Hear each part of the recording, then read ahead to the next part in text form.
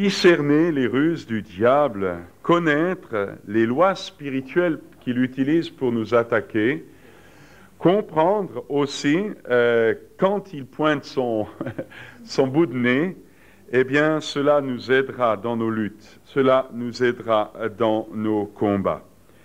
Je disais tout à l'heure à l'autre culte, un prédicateur africain m'avait raconté comment il avait expliqué la notion du corps. Il avait dit c'était dans une église de Brousse, il avait dit à ses auditeurs, voilà, un jour les oreilles, le nez, les yeux, la bouche, les jambes, les biceps, les bras, les mains ont décidé ils sont aussi demandé à l'arc si vous voulez venir avec eux, la flèche également de venir avec eux, ils sont décidés d'aller à la chasse, hein? Et les voilà tous partis, oreilles, nez, bouche, jambes, bras, hein? Et puis tout à coup, à un moment donné, les yeux s'arrêtent, regardent au loin et disent « Nous voyons quelque chose ».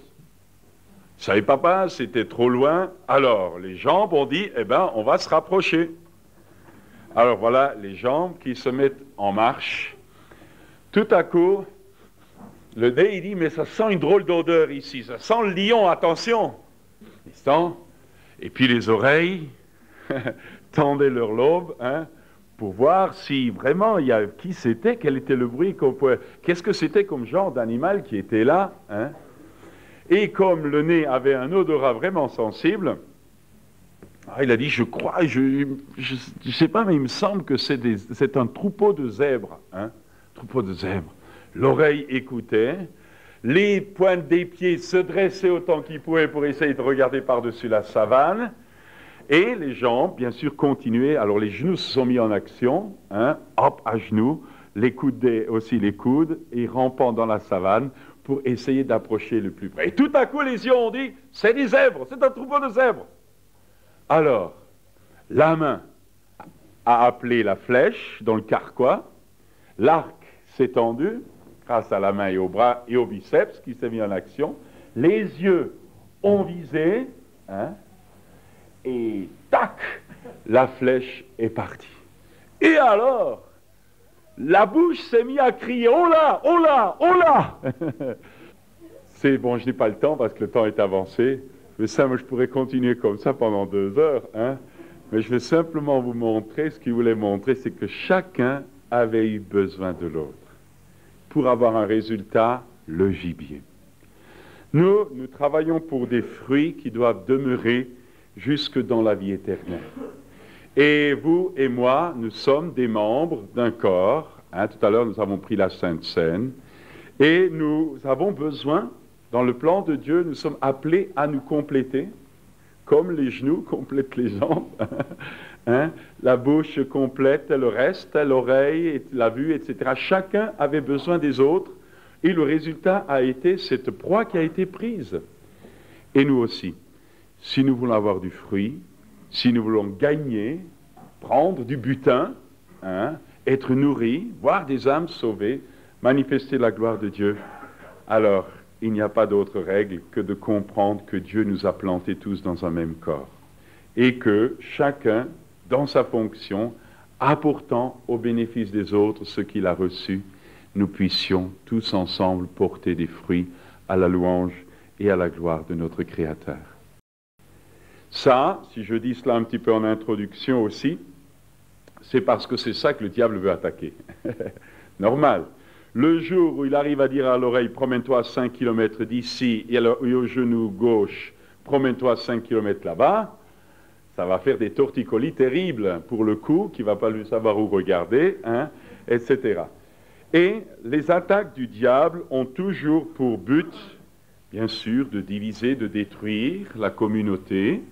Mais je voudrais tout particulièrement ce matin parler de ce que le diable peut faire dans une vie individuelle. Prenons le premier cas, vous connaissez tous, Job, je n'insiste pas. Job, un jour, Job était intègre dans ses voies, hein, et quand de temps en temps il avait des doutes sur son intégrité propre ou sur celle de ses fils, eh bien, il offrait un sacrifice pour ses fils, pour lui-même, de façon à ce que toujours sa conscience soit couverte par le sang du sacrifice expiatoire. Et un jour, Satan, qui venait de se promener, nous dit le livre de Job, sur la terre, vient devant le trône de Dieu et Dieu lui demande d'où tu viens. Ben, je viens de me promener. Et bien sûr, il ne donne pas de détails. Hein. Il venait de faire je ne sais pas combien de problèmes mauvais. Et Dieu lui dit, parce que Dieu a un plan, Dieu lui dit, as-tu remarqué mon serviteur Job? Et alors, à ce moment-là, comme le diable ne peut parler que de son fond, tout de suite, la flèche empoisonnée sort. Vous savez, dès que certaines personnes, dès que la langue fonctionne, hein, c'est pire que des étincelles. Eh bien, lui aussi, tout de suite, oh Dieu, oui. Alors, il y a deux accusations. Il y a d'abord, il veut porter sur Job une accusation cachée. Job te sert, non pas par amour, mais par intérêt, hein, parce que tu le bénis. Je ne sais pas si vous avez remarqué, quand des fois, quand tout va bien, tout marche pour le mieux, vous êtes heureux, vous avez servi le Seigneur, faites attention, vous trébuchez parfois, mais votre conscience, vous la remettez en ordre, puis vous marchez. Et puis à un moment donné, arrive un coup dur, vous dites, mais comment ça se fait? Pourtant, je n'ai pas péché, pourtant j'ai péché, mais pourtant j'ai mis ma vie en ordre, pourtant, franchement, je ne vois pas très bien. Eh bien, je voudrais vous dire, ce matin, on va ouvrir un peu hein, la porte du ciel, du monde céleste, hein, du monde spirituel, des puissances de l'air. Eh bien, à ce moment-là, c'est tout simple. Il y en a un là-haut qui a dit, mais tu vois, il t'aime, hein, il chante des cantiques, tout ça, il lève les bras, hein, il danse, au grand déplaisir peut-être, mais de certains, il danse, ouais, il témoigne, etc. Mais tout ça, il le fait par intérêt. Comment par intérêt? Mais par intérêt parce qu'il veut avoir le ciel, il veut avoir une bonne place, parce que tu le bénis, parce que tu le gardes, tu lui donnes sa paye en fin de mois, tu lui donnes une bonne santé, tu lui donnes des enfants qui vont bien, tu vois, il t'aime, mais finalement, c'est par intérêt. Hein? Il te sert ou elle te sert parce que tu le bénis ou parce que tu l'as béni. Alors Dieu qui ne peut pas laisser ça comme ça, et même si c'est peut-être vrai, alors Dieu qui sait ce qu'il doit faire, qui est toujours en train de travailler nos vies pour nous amener à la perfection, eh bien il dit à Satan, vas-y, mais ne touche pas à son âme. Et à ce moment-là, on arrive dans le Gethsémani, le prêtre Soraville, hein, je n'insiste pas, à ce moment-là, on arrive à la difficulté. Seigneur, qu'est-ce qui se passe? Pourquoi ceci? Pourquoi cela? Etc. Mais à ce moment-là, comme pour les Hébreux dans le désert, à ce moment-là, les sentiments réels du cœur sortent. Vous savez, c'est comme l'or, hein, on la met comme chez le fondeur à une température très forte, alors les scories montent à la surface. Pour Israël, il était dit dans le désert, Dieu avait dit à Moïse que Dieu avait fait éprouver la faim, la soif, pour voir ce qu'il y avait dans leur cœur. Et il y a des fois des choses, il y a un moment donné, vous savez, c'est vrai que Dieu est tout-puissant, Dieu est omniscient, mais je suis convaincu, parce que la Bible le dit, que Dieu, il y a des choses que Dieu ne sait pas encore, parce qu'il nous laisse une liberté. Dieu se limite volontairement.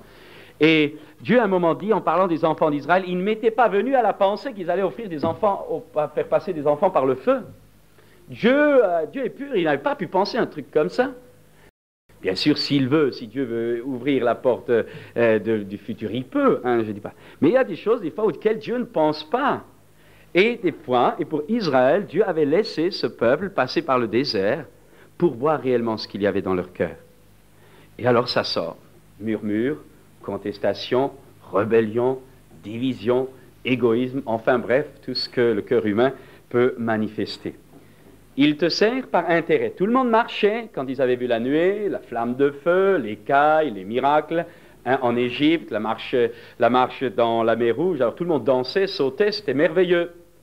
Mais quand ça nous contrarie, quand ça ne va pas, quand à l'extérieur tout semble contraire, quand apparemment Dieu ne répond pas, alors vous voyez les fichus caractères, excusez-moi du terme. Alors pour les uns c'est la sainte colère, pour les autres c'est tout simplement, s'ils sont honnêtes, un fichu caractère qui vient à la surface. Et ça, Dieu s'en sert de ces difficultés-là pour nous montrer de temps en temps que nous ne sommes pas si formidables que nous avons l'air, mais qu'au fond de nous, il y a toujours des scories encore à avaler. Et en réalité, l'attaque du diable, l'accusation qui vient dans ce domaine, Dieu va l'utiliser non seulement pour nous donner de réaliser où nous en sommes, mais de donner ainsi, au travers de cette attaque du diable, de grandir. Oui, si Dieu ne te sert pas par amour, mais par intérêt, parce que tu le bénis. Alors ce matin, j'aimerais vous poser une question très simple. Est-ce que vous servez Dieu par intérêt? Alors là, vous êtes encore un petit bébé en Christ. Ou est-ce que vous servez Dieu parce que tout simplement c'est ancré dans votre cœur? Que vous soyez heureux, que vous soyez malheureux, que le ciel brille, que le soleil brille, ou que le ciel soit rempli de nuages, est-ce que vous savez une bonne fois pour toutes que vous ne vous appartenez plus à vous-même, mais que vous êtes à Christ et que Christ est à Dieu? Est-ce que vous savez ça? Alors, si vous savez ça, vous savez, il y a des gens comme ça, ils regardent dehors, oh, aujourd'hui il fait mauvais, ils n'ont pas le moral. Aujourd'hui il fait soleil, alors tout le monde il est heureux, etc. Mais quand on est ancré tout à fait sur Dieu, quand notre vie est engagée au service de Dieu, qu'il fasse beau, qu'il fasse mauvais, on sait qu'on a toujours du temps pour travailler pour le Seigneur. Et quelqu'un qui est ancré, qui a sa vie ancrée au service de Dieu, qu'il fasse bon, qu'il fasse mauvais, qu'il passe des jours fastes ou des jours d'adversité, sa course ne ralentit pas, ou plutôt sa course ne s'arrête pas, parce qu'il sait une fois pour toutes qu'il ne vit plus pour vivre lui-même, mais qu'il vit pour le Seigneur. Il est mort avec Christ et il vit dans la puissance de sa résurrection, et tout ce qu'il a appris à faire, c'est de vivre pour la gloire de Dieu.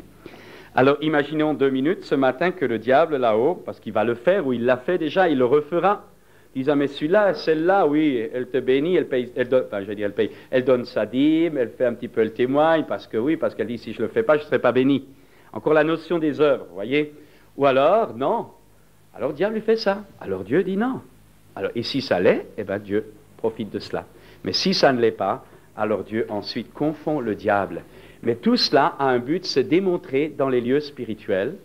Dieu montre sa sagesse infiniment variée à Satan, aux démons et aux anges, au travers de chacun d'entre nous, par notre comportement. Chers amis, la première chose que je voudrais dire, c'est que notre comportement face au monde invisible est très important. C'est très important. La deuxième chose que Satan peut utiliser comme accusation, la deuxième méthode, si tu retires la bénédiction à Job, il te maudira en face. Avec des si, il y en a qui ont construit le monde. Hein? Eh bien, Satan, lui aussi, des fois, veut exciter le Seigneur contre nous. Hein? Ça, c'est réel. Vous savez, si tu lui retires la bénédiction, oui, il marche, on retrouve un peu la même chose, mais c'est moins direct. Hein? C'est plutôt tourné vers le futur. Il suffit que tu lui donnes pas ce qu'il désire. Et combien vous avez des gens?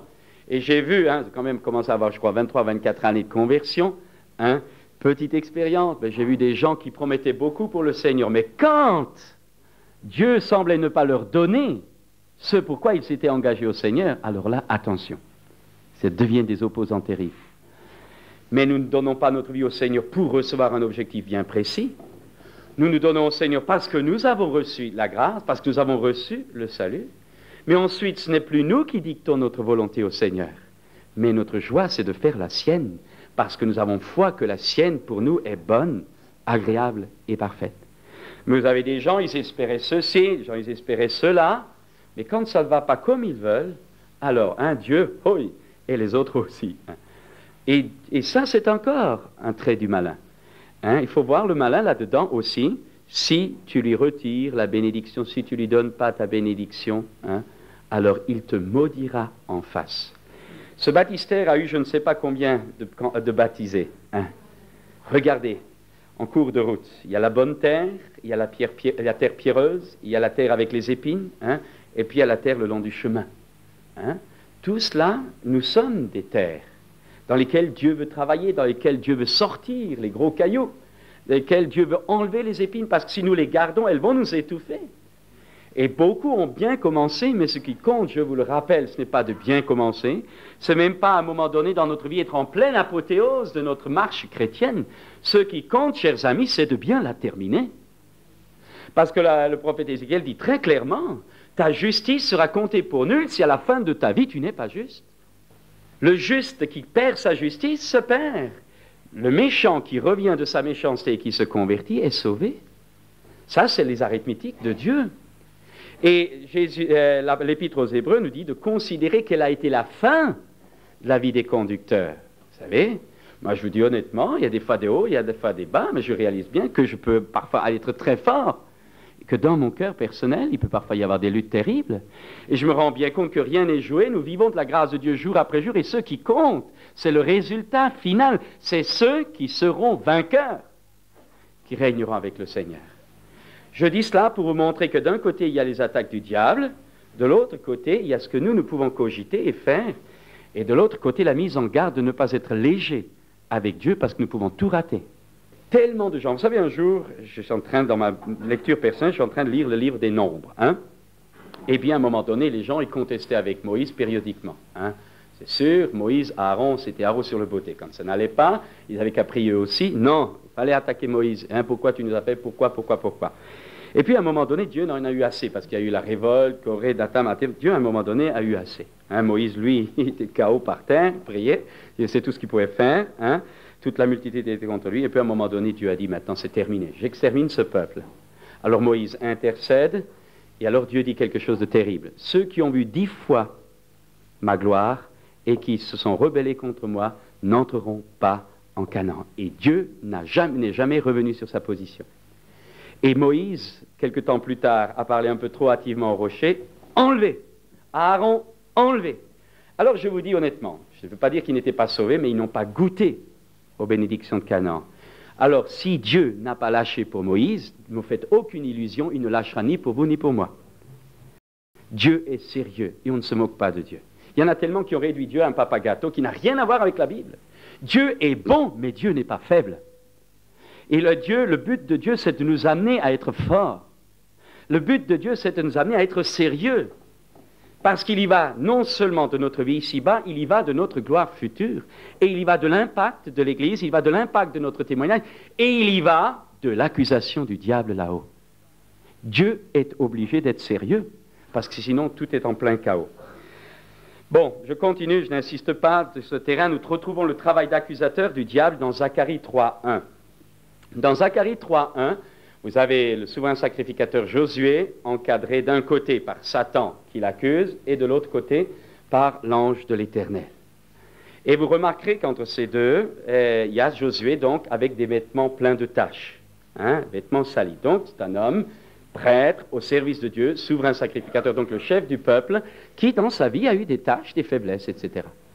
Et vous voyez le diable, bien sûr, qui lui attaque. Ah, t'as vu, il y a ça, t'as vu, il y a ça, t'as vu, il y a ça. Ce qui veut dire que chaque fois que vous voyez un défaut chez un autre, dites-vous bien, vous êtes et je suis au service du diable. C'est ni plus ni moins. Hein? Et que je le dis. Alors, il pointe. Et vous avez Josué. Ce qui est intéressant ici, c'est Josué. Josué ne dit pas un mot. Il ne se défend pas. Pourquoi voulez-vous qu'il se défende? Il est coupable. Hein? Il ne se défend pas, il ne dit rien, il n'essaye même pas de prier, d'apitoyer Dieu, il laisse faire l'autre à côté, l'ange de l'Éternel, qui lui prend la défense de Josué et qui lui dit que l'Éternel te réprime, mettez-lui un turban de fête, mettez-lui des vêtements neufs, des vêtements blancs. Hein?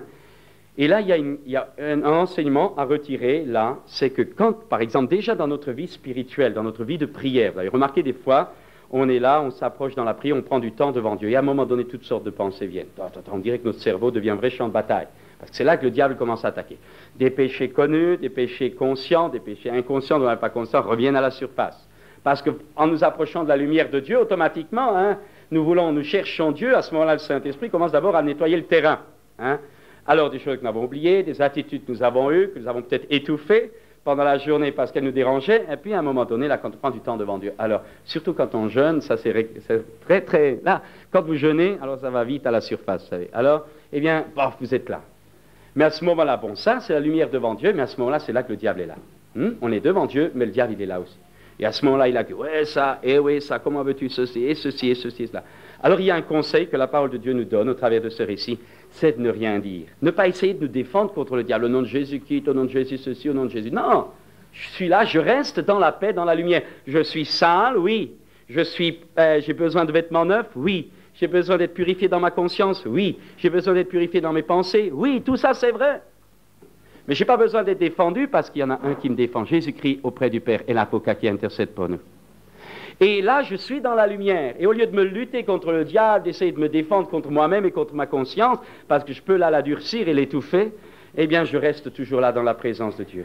Et je laisse alors le sang, l'Esprit de Dieu appliquer sur moi le sang de Jésus. Et je laisse alors le ministère de Jésus s'exercer en ma faveur. Je laisse jusqu'à ce que le vêtement blanc me soit donné, l'onction nouvelle me soit donnée, et à ce moment-là, je peux me tenir devant Dieu, renouveler à tous égards un turban de fête dans mon cerveau. Je sais que je suis aimé parce que j'ai l'approbation de Dieu dans ma vie. Je sais que mon vêtement sale a été enlevé, un autre m'a été fait. Se présenter, rester ainsi dans la présence de Dieu est un endroit de purification, de nettoyage, mieux que homo ou persil, je peux vous le garantir. Et puis en plus de ça, cela nous restaure et nous donne la joie du Saint-Esprit. Les attaques du diable viennent aussi au moment où nous nous tenons devant Dieu, au moment où même où nous servons Dieu. Hein. C'est parfois, vous savez que Jésus a été attaqué après son baptême du Saint-Esprit. Hein. Jésus a été attaqué là en plein désert, après, au moment de son ministère.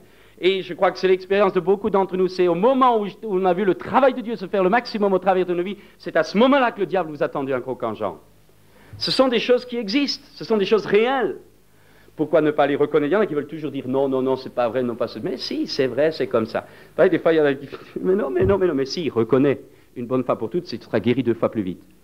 Et c'est ainsi que dans la présence de Dieu, dans la lumière de Dieu, tranquille, j'allais dire la machine à laver de Dieu, c'est un peu péjoratif, mais surtout l'amour de Dieu, la lumière de Dieu, la puissance de couverture de l'amour de Dieu et de l'intercession du Seigneur Jésus nous libère alors de l'accusateur des frères.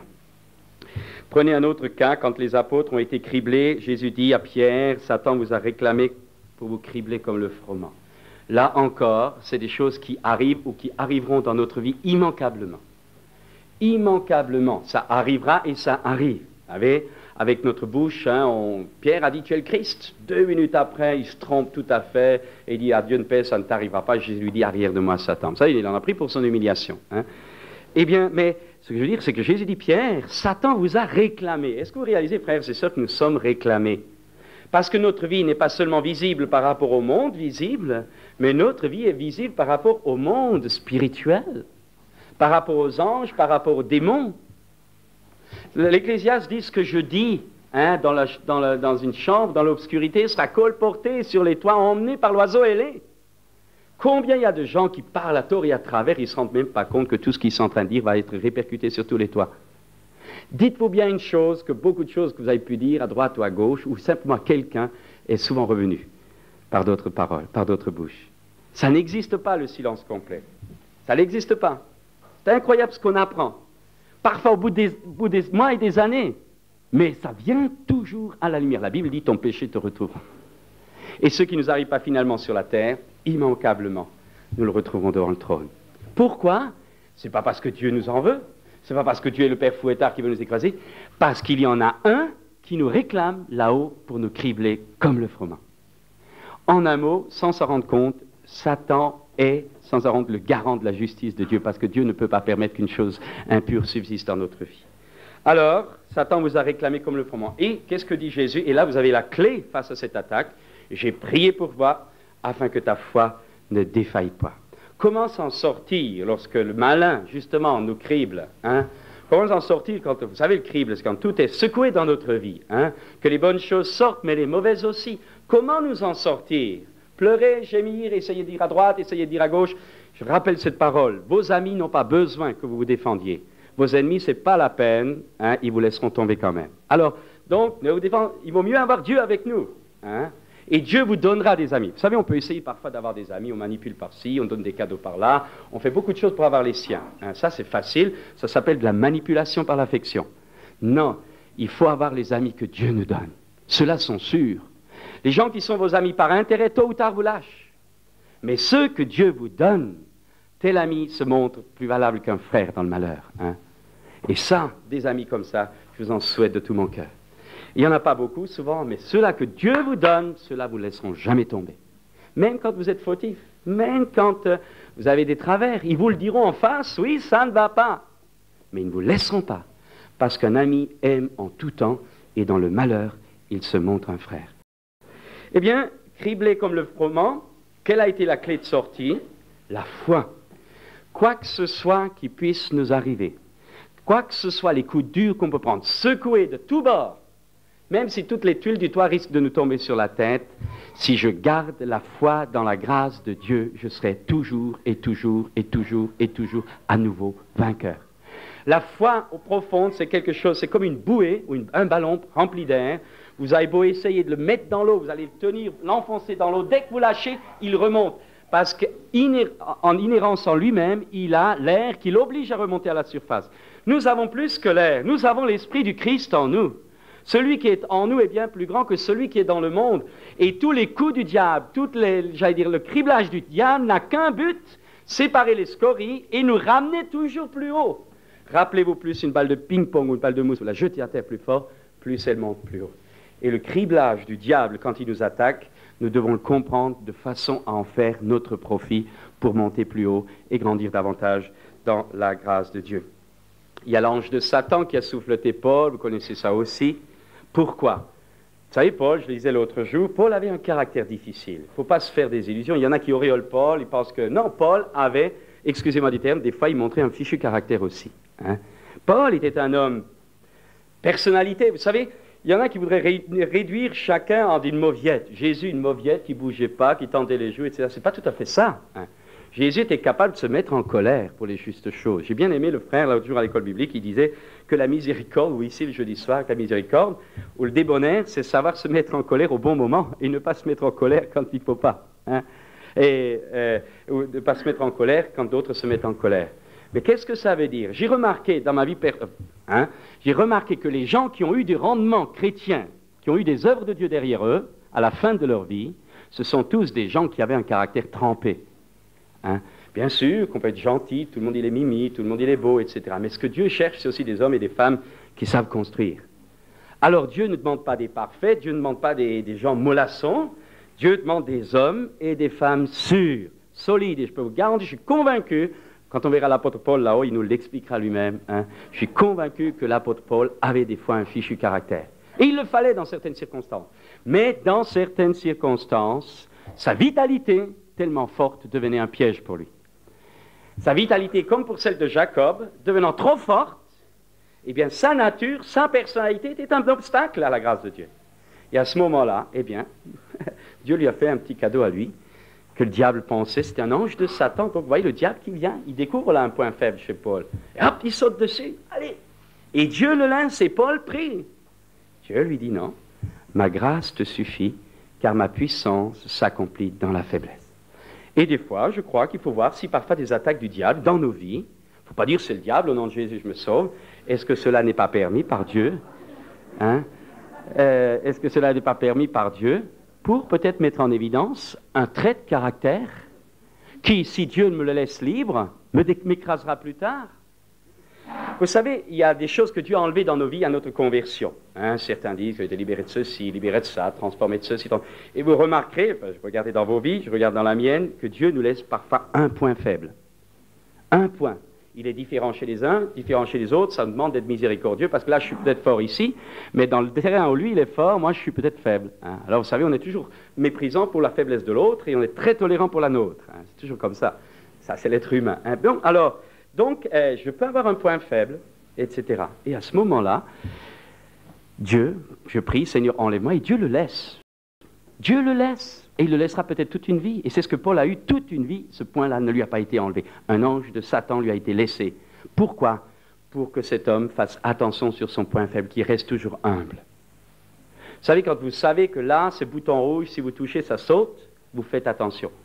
Si vous n'avez pas de bouton rouge, vous marchez n'importe comment, et à ce moment, soit l'orgueil, soit la ruse du diable peut vous démolir. Hein? Mais si vous savez que dans votre vie, il y a un point faible, et que vous savez que dès que vous levez un peu de la tête trop haut, paf, le bouton rouge s'allume, c'est une précaution, c'est une préservation de Dieu.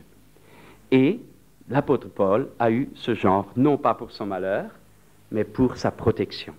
Et il y a des assauts du malin que Dieu permet pour nous protéger. Et pour que notre vitalité parfois malsaine de chair soit brisée ou reste clouée à la croix, de façon à ce que sa grâce et sa vie de résurrection puissent tranquillement couler au travers de nous.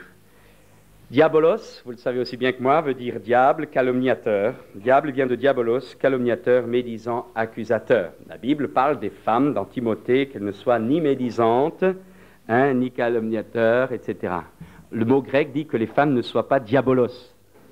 Biblique, ça. Pas les frères. Nous, les frères, on ne dit jamais de mal. Allez, si Dieu a parlé aux femmes, c'est qu'il savait qu'il s'adressait aussi aux hommes, par derrière. Hein?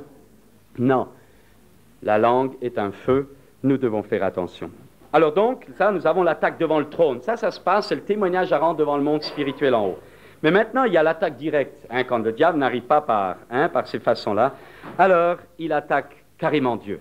Regardez la femme de Job qui dit Satan a voulu faire pécher Job par ses lèvres, et c'est très important. Vous savez, si vous avez des mauvais penchants ou des mauvaises pensées, gardez-les pour vous.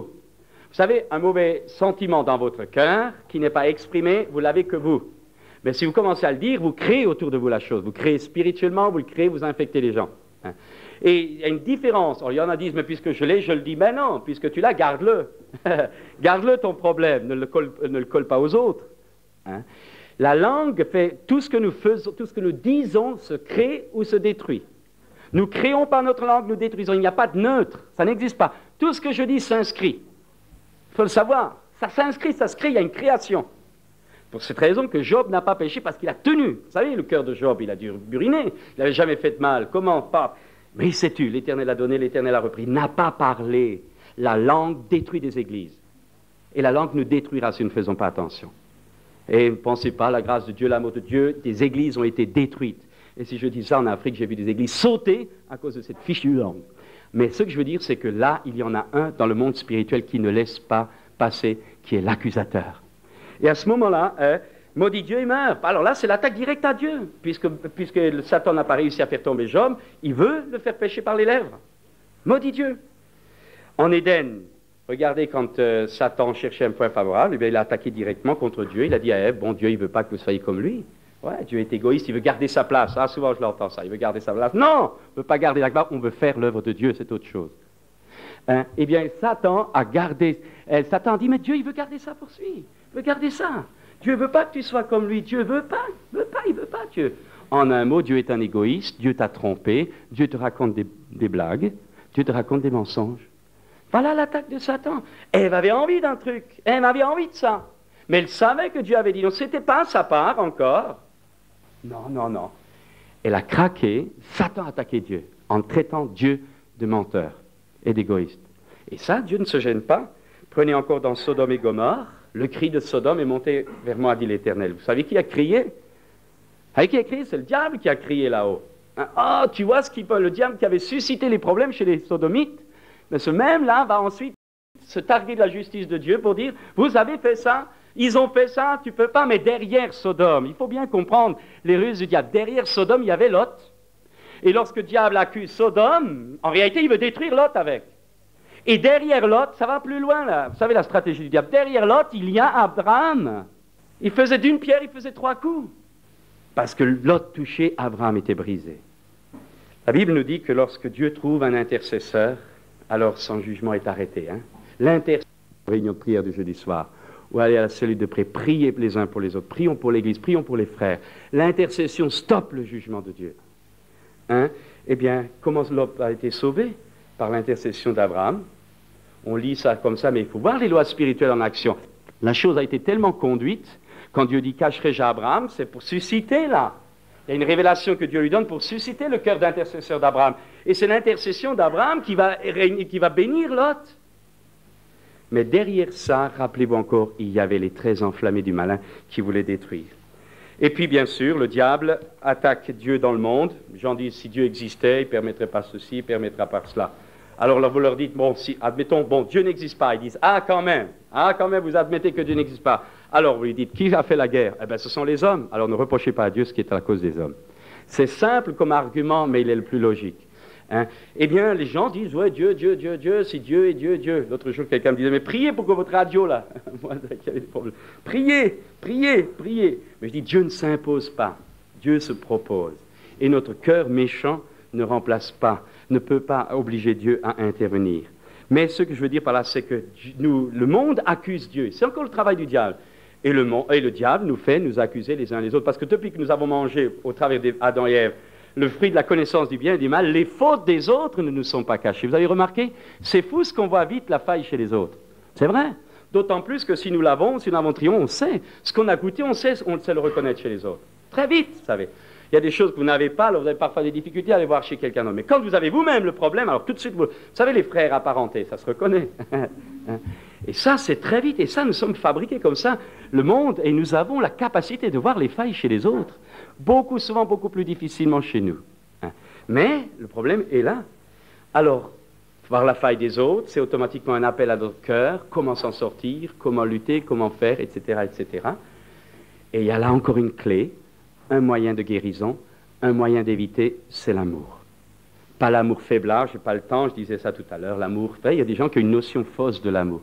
Le Dieu papa gâteau, l'amour paternel ou maternel qui laisse tout faire, qui n'a pas le courage de dire non, parce qu'on met l'amour des hommes avant la gloire de Dieu. Non, mais l'amour fort, l'amour agapé, l'amour spirituel, qui sait dépasser la sentimentalité, qui sait être très ferme, en disant jusqu'ici ça va, mais si tu franchis la ligne jaune, alors là non. Hein? Et puis, c'est l'amour ferme, qui même lorsque quelqu'un est tombé, ne sanctionnera jamais dans un esprit de vengeance ou de revanche, mais toujours dans un but de retour, d'édification et de salut. L'amour de Dieu, c'est être très fort, et tout à l'heure je parlais de la sanction de Dieu vers Israël, et Dieu nous sanctionnera, j'ose le dire, dans notre vie, même quand il nous aura pardonné, Dieu nous sanctionnera non pas par esprit de revanche, par esprit de manque de pardon, par esprit de méchanceté, non, pour notre bien. Et j'ose le dire, c'est pour cette raison que parfois il faut sanctionner même des enfants, même qu'on leur a pardonné, pour qu'ils apprennent à ne plus recommander. Regardez l'autre jour, quelqu'un m'a parlé, il dit, voilà, il y avait un enfant qui était à table, un enfant de 8-9 ans, à table, qui était invité, et puis le gosse, il bougeait toujours, patati patata, obéissait à personne, hein, ça, c'est... Alors, bon, première fois, si tu recommences, tu vas prendre une fessée. Je te demande pardon, je te demande pardon. Bon, deuxième fois, il redemandait chaque fois pardon. Et ce petit gosse pensait que chaque fois qu'il demandait pardon, il pouvait recommencer. Alors, au bout de la 6e, 7e fois, il dit maintenant, tu ne bouges plus, maintenant c'est fini, tu seras sans queue. Alors le petit gamin, tout innocent, dit, mais je t'ai demandé pardon. Tu m'as demandé pardon, mais la sanction, tu la porteras, afin que tu apprennes à ne plus jamais recommencer. Et ça, c'est avec Dieu comme ça. Seigneur, je te demande pardon. Non. Oui, oui. Mais il y a des choses dans lesquelles Dieu nous sanctionnera, afin que nous apprenions la crainte de Dieu. Pas la crainte pour avoir peur, mais parce que Dieu sait de quoi nous sommes formés. Et Dieu ne veut pas seulement nous pardonner, Dieu veut nous transformer. Alors, je continue, je voulais encore dire ceci.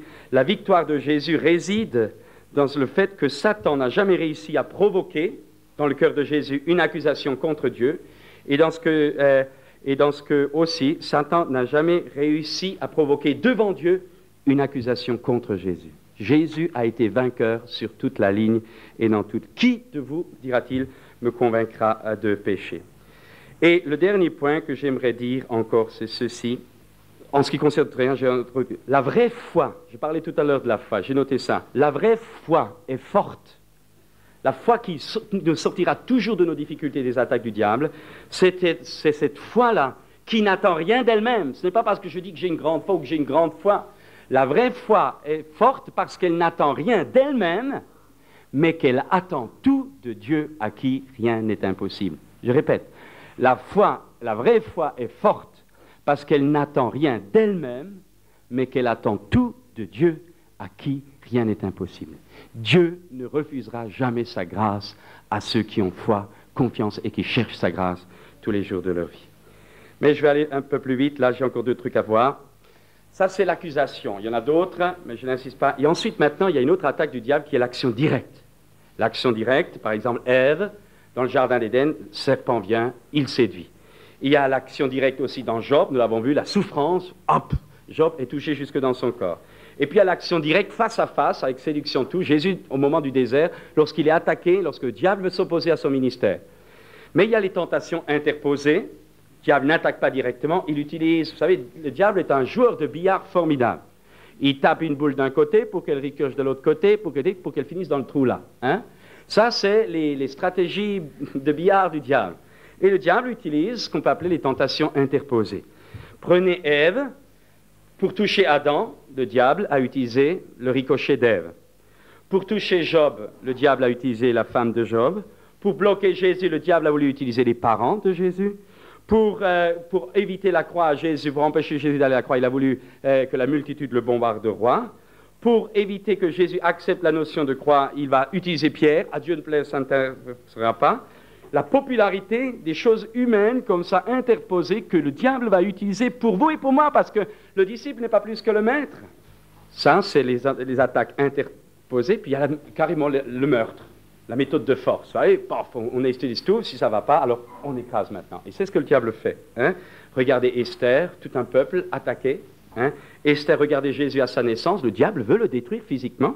Hein? Prenez Jésus sur le lac de Gadara, la tempête, c'est pas au hasard.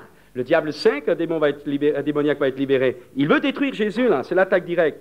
Prenez Jésus sur la montagne de Nazareth, ça connu là, quand on veut le précipiter à terre. Encore une attaque directe. Hein? Le diable, nous devons le rappeler, n'est pas omniprésent, mais il y a des milliers et des milliards de démons en action. Hein? Partout dans le monde. Regardez Daniel, les luttes spirituelles que le prophète Daniel a eues. L'Épître aux Éphésiens au chapitre 6 nous dit que nous n'avons pas à lutter contre la chair et le sang, mais contre des esprits, des puissances. Hein? Et quand Jésus a commencé son ministère, il a d'abord été attaqué par le diable, et ensuite il a un barrage de démons devant lui, jour après jour. Et je dirais même que c'est là, dans la puissance du Saint-Esprit, qu'il voyait le plus l'attaque du diable. Les démons, les démoniaques dans la... Regardez-nous, quand quelqu'un crée du chahut dans nos réunions, hein, il y en a qui ont peur, qui sont tous désemparés, et parfois on se dit comment on va régler le problème. Mais ça, ce sont des attaques du diable pour troubler la réunion. Hein. Eh bien, Jésus a connu ça, en pleine synagogue, hein, alors qu'il était là, essayant de faire passer son message. Voilà qu'un bonhomme se lève. Qu'y a-t-il entre nous et toi, Jésus? Hein? C'était le diable, le barrage. Il voulait faire sauter l'attention des gens qui étaient là. Attaque toujours, pour que les gens le lapident. Et Jésus chasse le démon. Il faut comprendre la puissance. Et je dirais que, dans mon expérience personnelle, je ne sais pas où elle est la vôtre, mais je crois que ça doit être pareil, c'est là où j'ai vu, où j'ai expérimenté le plus la vie de Dieu, c'est là, à ce moment les plus inattendus, que l'attaque du diable venait. C'est à ces moments-là, on se dit, mais pourtant tout est bien, je suis rempli du Saint-Esprit. Puis à ce moment-là, il y a une pensée qui vous vient, il y a un truc qui vient, un coup dur qui vient. Pourquoi? Parce qu'il y en a un aussi qui ne dort pas souvent, malheureusement. Hein. Regardez la mort du Christ à la croix. La mort du Christ à la croix réunit les tentations, descend de la croix. Le meurtre, on le fait mourir. Les démons, livrés en spectacle publiquement. Les amis qui le lâchent, parce que ça aussi, c'est quelque chose que nous rencontrons dans la vie. Hein? C'est carrément, tous ces problèmes sont littéralement centrés sur le Christ. Et là, sur la croix, il y a le paratonnerre. Le Christ non seulement chargé de la malédiction divine, mais la foudre du diable le frappe en plein. Il y laisse sa vie. Mais par sa mort, il triomphe de toute la puissance des ténèbres. Et puis, vous savez, je le disais tout à l'heure aussi, le livre de l'Apocalypse nous rappelle que le monde dans lequel nous vivons est mûr pour le jugement. Jugement du monde, le monde, la terre, le globe, l'écologie, si vous voulez, un petit peu. Hein. Jugement du monde animal, parce que là aussi, il y a bien des choses qui doivent... Dieu va redemander le sang. Et jugement sur les hommes. Le livre de l'Apocalypse, vous regardez les sceaux, les trompettes de Dieu, vous voyez, et ça correspond à Matthieu 24. Hein, famine, tout ça. Ça correspond. Matthieu 24 et les sceaux correspondent. Hein.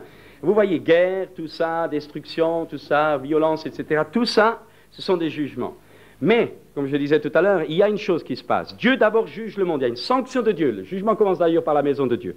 Le monde matériel, le monde animal, les hommes, et ensuite les puissances. Mais avant que ça, les puissances terminent, Dieu livre, non, d'abord Dieu sanctionne, et ensuite Dieu livre le monde, les hommes, à Satan.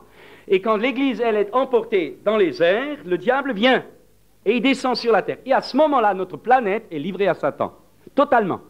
À ce moment-là, les hommes sont livrés à Satan. À ce moment-là, le monde animal est livré à Satan. Tout notre cosmos, toute notre planète est livrée à Satan. C'est le règne de l'Antéchrist. Jugement divin d'abord, et le dernier, l'extrémité d'un jugement divin, c'est quand on est livré, quand Dieu enfin stoppe, et il livre à Satan. Et qu'est-ce qui se passe? Eh bien, quand c'est l'épouvante, c'est la destruction, c'est je crois, un tiers des habitants de la terre détruits, hein, la bataille finale d'Armageddon, la terre qui chancelle comme une cabane. Au dernier moment, eh bien, c'est là que le Seigneur revient. L'Église est déjà partie, mais le Seigneur revient et il stoppe tout. Il pose son pied sur la terre, sur la mer, sur les nations, sur Israël. Il remet tout en ordre. C'est la régénération, une restructuration. C'est le millénium qui commence. Dieu remet de l'ordre. La sanction est passée.